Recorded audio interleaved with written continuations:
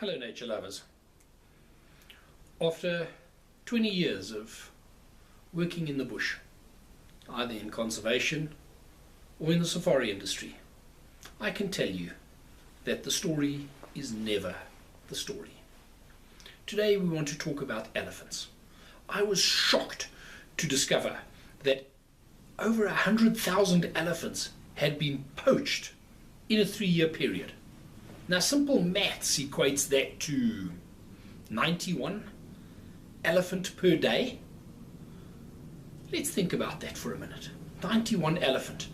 If on average an elephant weighs about 5 tons, what happens? What happens to all the meat? What happens to the tusks, to the ivory, to everything else that goes around it? How do they get that across the borders?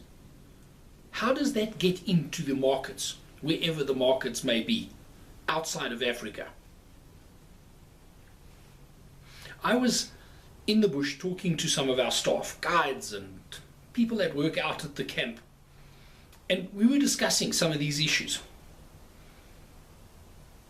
And it became apparent that the problem of poaching is not just of poachers. It seems to be a communal problem. It seems to be that everybody knows about it, but nobody does anything about it. If we go back to how do we disseminate with 90 elephant in a day, what do we do with all of that? Surely our governments are failing, or are they part of the problem? Surely the communities, our own value systems, the inherent integrity of the rural areas in which we live are failing. We need to reconsider how we approach things. I've noticed that in the bush, where there are issues of poaching, generally everything is not available. So generally you don't find bush pigs, you don't find aardvark, you don't find porcupines, you don't find duiker, kudu, impala. Basically everything is gone. So surely then the NGOs that are focusing on the lions and the elephants are focusing merely on the indicator species and not the deeper problem within our communal conscience. Perhaps we need to be working